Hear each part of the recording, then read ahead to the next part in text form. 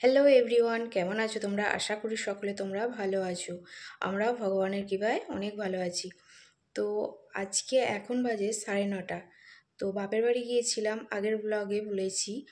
তো সেই তারই কিছু মুহূর্ত ভিডিও তুলেছি, সেগুলি দেখাবো আজকে। আর এই যে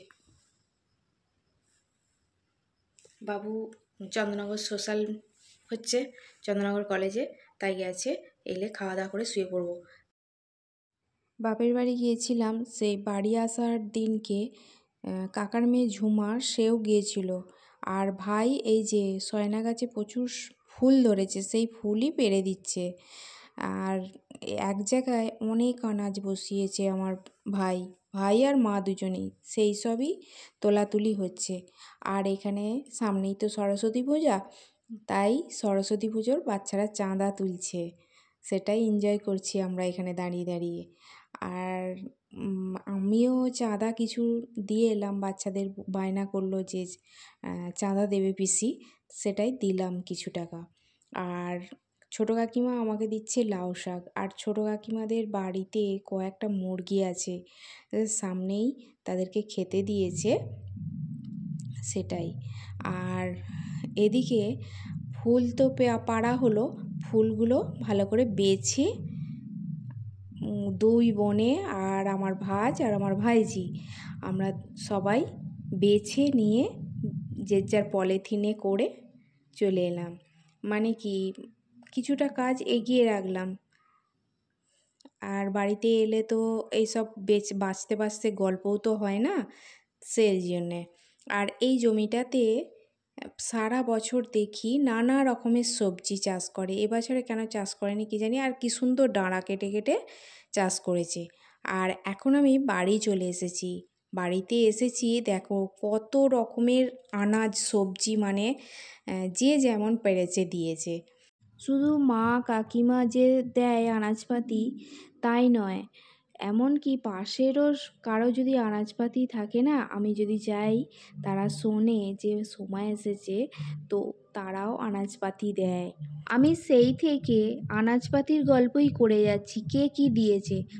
আসলে তোমাদেরকে বলাই হয়নি যে আমার বাপের বাড়ির দেশ হলো কাটা ফসলের দেশ।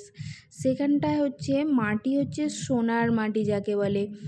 সেখানকার মাটিতে যা তুমি সবজি করবে তাই হবে, এইরকম একটা মাটি।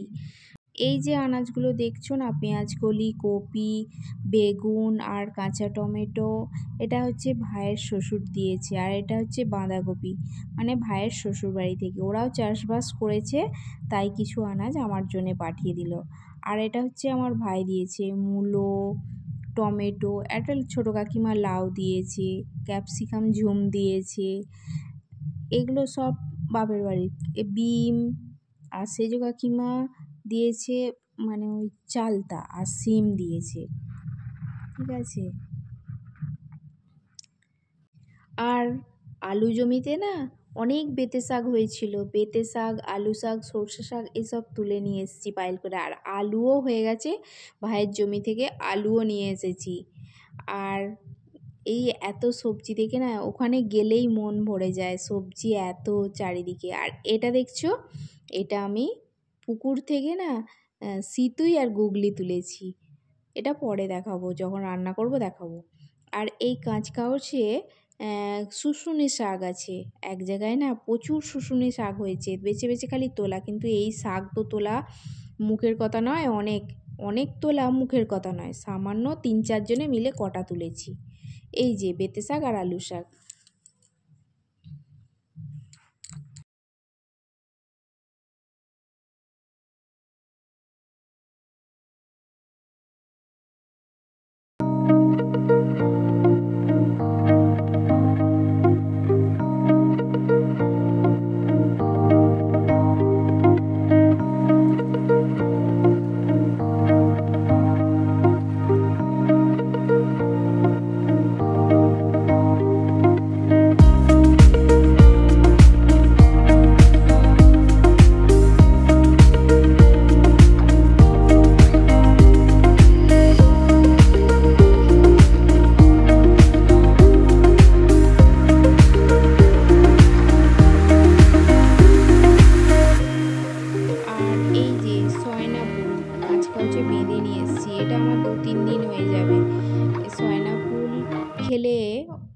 সময়টা খেলে পক্স হয় না, সেই কারণে আরও নিয়ে এলাম। পালং শাক আর লাউ শাক এগুলো শিশিরে দিয়ে রেখে দিয়েছি যাতে ভালো থাকে জিনিসটা, কালকে রান্না করব। সব আনাজপাতিগুলো সিঁড়ির তলায় সকালবেলা এইভাবেই গুছিয়ে রাখলাম। এখন সকাল 7টা বাজে, আমি রান্না করব, মানে কাজে যাবে তো, রান্না তো করতেই হবে। সয়না ফুলের বড়া, একটুখানি খাবার সোডা দিয়েছি, নুন দিয়েছি, কাঁচা লঙ্কা দিয়েছি আর সয়না ফুল, এগুলো দিয়ে ভালো করে মেখে তারপর তেলের উপরে ছোট ছোট করে বড়া।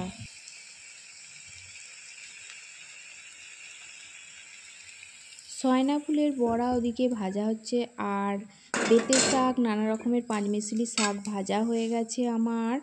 আর এদিকে ফুলকপি আলুর মাখো মাখো মতন তরকারি একটা করেছি। জানি এই শীতকালে ফুলকপির তরকারি আর ভালো লাগে না, কেন কি জানি, ফুলকপির তরকারি আমার একটু বেশিই ভালো লাগে, যেমনভাবেই রান্না করো আমার ভালো লাগে।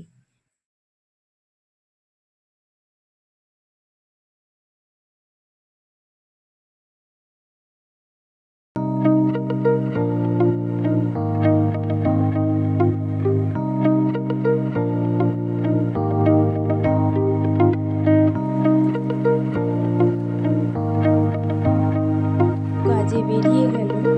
তো আজকে ব্লগটা এই পর্যন্তই। ভালো লাগলে একটা লাইক দিও। Tata, bye bye.